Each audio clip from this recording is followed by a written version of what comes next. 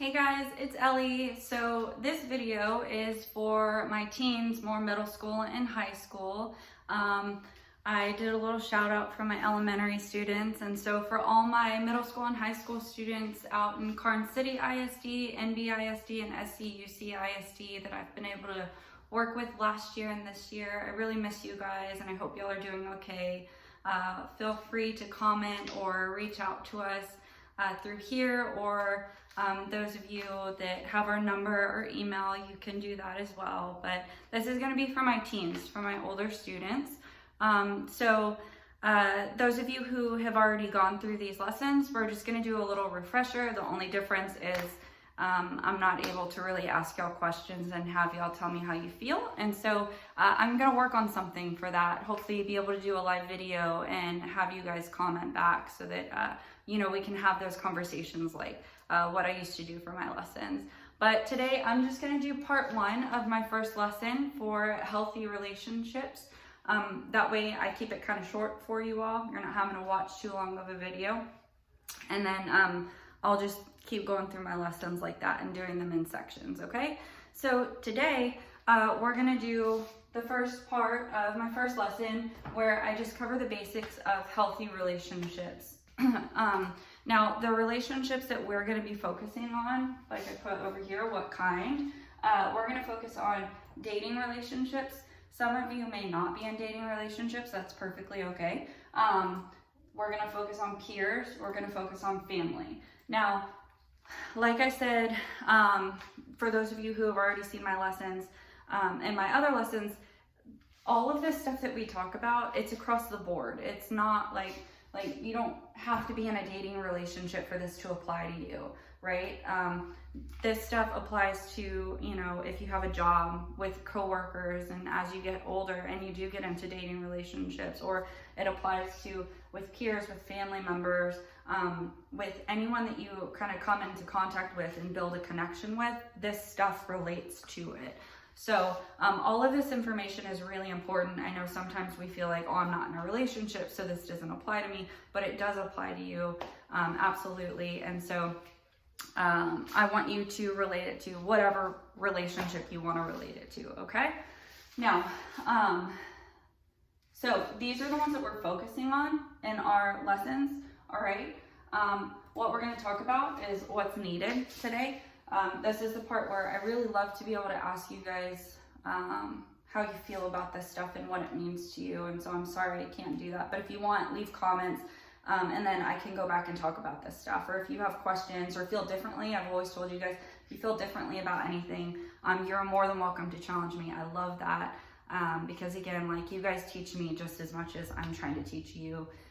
So if you feel differently about something, you're more than welcome to let me know and we can talk about that, okay? So some things that we need in all of our relationships, doesn't matter what kind, trust. Trust is really, really, really, really important, right?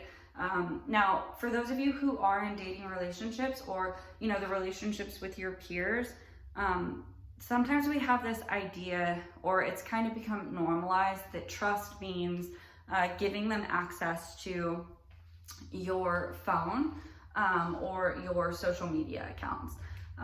That like if your best friend is really your best friend, then they have your passwords to that stuff. Or if you and your dating partner really trust each other, then you give each other access to that stuff. But that's not trust, especially in a dating relationship.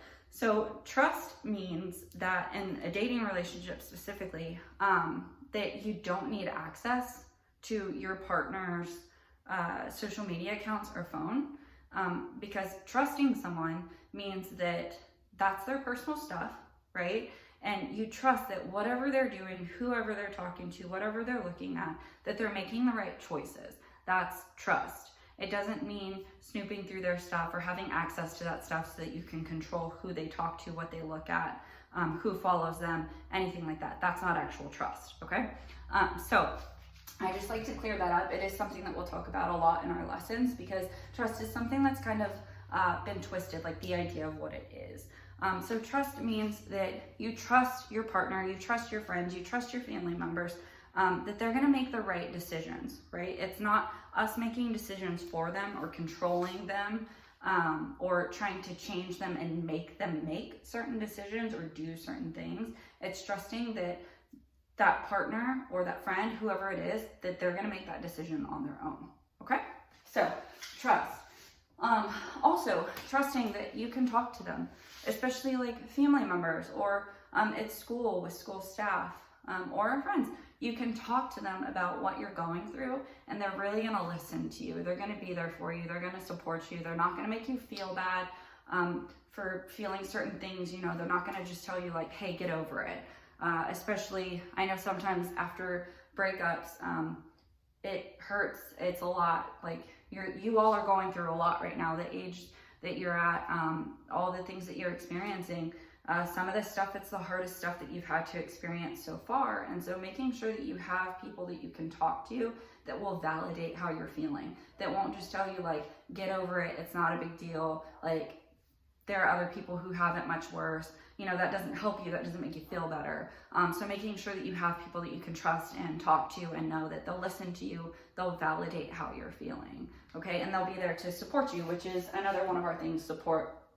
So supporting you, that can look different too. I do get a lot of students who tell me, you know, support looks like they support you in your decision making, like who you hang out with, or, you know, like those of you who are older and looking at colleges, they support what college you want to go to or what job you want to take. They support you with your hobbies and your passions, right? That's really important as well. And that goes along with trust as well, that they trust you whenever you're out with your friends, or that they trust you whenever like you just want some alone time. You want to just be by yourself, do something just for yourself. They trust that whatever you're doing, whoever you're with, that you're making the right decisions.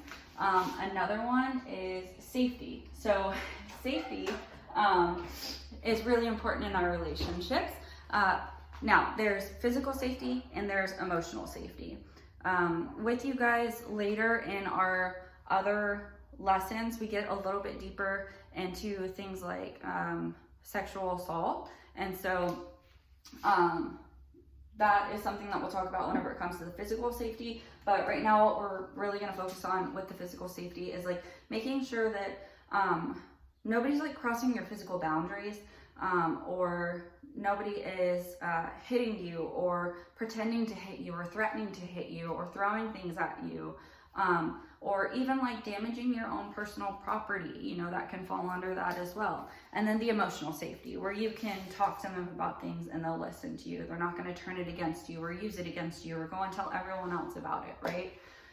So that's safety. You should feel safe in your relationships, no matter what kind of relationship it is. You should feel safe. And if you don't feel safe, it's very important that you know who to talk to, who you can go to.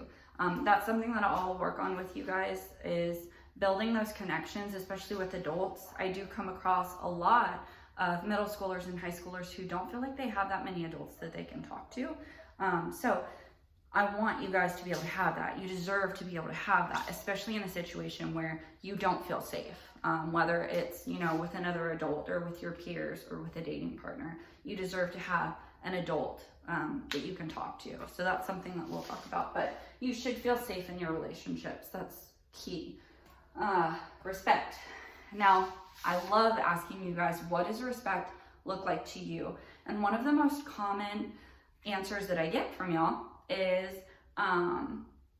someone listening to you and taking you seriously, or whenever they ask for your opinion on something, that they don't just ignore it. They're asking because they really want to know how you feel about something or what you think about something, right? Or respecting your personal space. I get that a lot too. Not just like going into your room and snooping through your stuff, or respecting your personal stuff on your phone, like with friends or dating partners, that they don't just like grab your phone and go through it and snoop through it and all of that. So I want you to think about, what does respect look like to you? What does that feel like? How can people show you respect? Is it different depending on the person?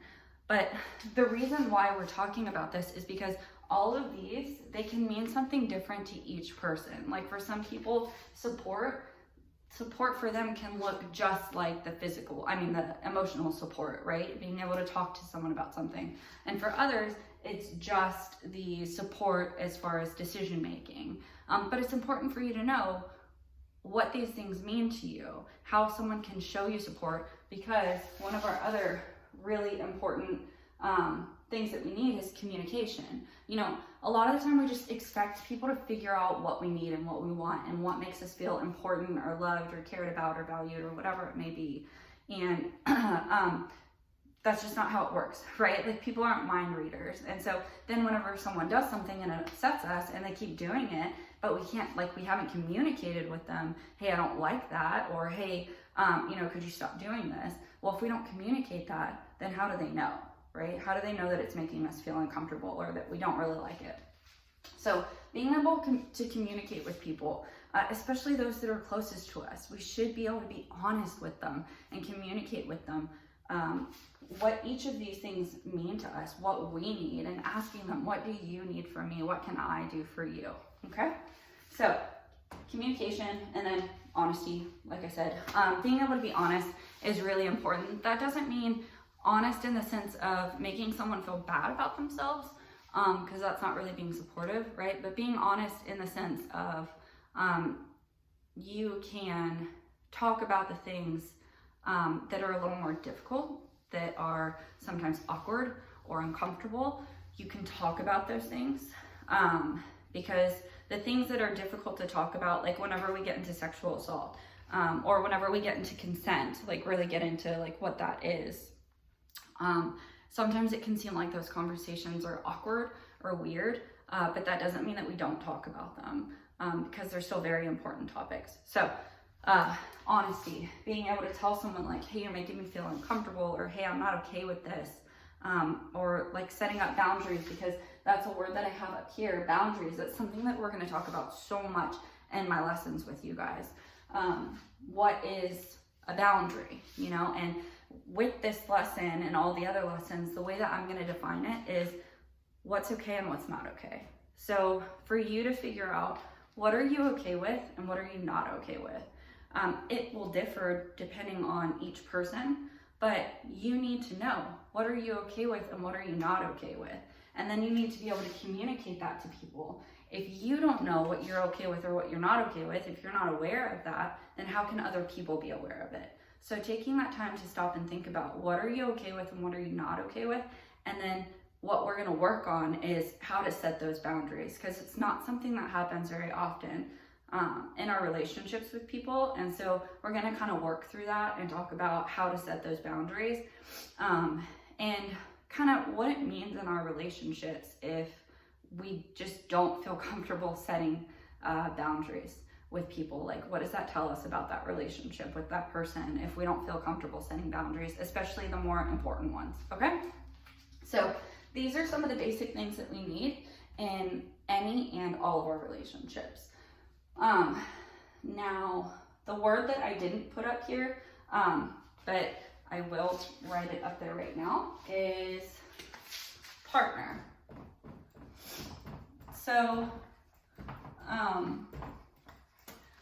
I don't really use the words boyfriend, girlfriend, husband, wife, anything like that. I use the word partner. One thing is it's not specific, right? And then the other thing is that our relationship should be like a partnership. And so it's like at school, you have a project at school and you have a partner for that project. Now, you can't do your partner's work for them. They have to do their portion of the work. You have to do your portion of the work. Now, let's say your partner doesn't do their portion of the work. What's going to happen to both of you? You're probably going to fail, right? And how would that make you feel? Upset, especially if you've done your portion of the work. Now, I have had students say, well, I would just go tell the teacher, like, hey, I did my portion, they didn't do theirs, and then you would get credit for yours and get a good grade, and that's awesome, but how would you feel about that other person still? Would you want to do another project with them? Probably not, right? You'd probably lose some trust. You'd be disappointed, annoyed, maybe feel like a little bit disrespected. So it wouldn't be like a healthy connection that you two would have, right? You wouldn't trust them. You wouldn't want to do another project with them. And so then I also have people say like, oh, well, I would just end up doing all of the work. Well, okay, if you end up doing all of the work, that's great, right? Cool. Like, you still get a good grade, but then the other person gets credit for you doing all of the work. And think about how that would make you feel, okay? That would probably make you feel all the things that I just talked about. You would lose trust, you'd be frustrated, annoyed, you would be disappointed, all of that, okay? So our relationships are partnerships, or they should be partnerships, where both people are practicing these healthy behaviors. So it's like in the classroom, you know, if I were teaching you guys right now, like in person, showing respect, like you guys showing me respect would mean raising your hand, not talking while I'm talking, right? Like putting your phones away, all of that. It's the same if you're talking. I need to show respect. I need to listen to you. I shouldn't be looking at my phone, right? It's like with my daughter, she's 7.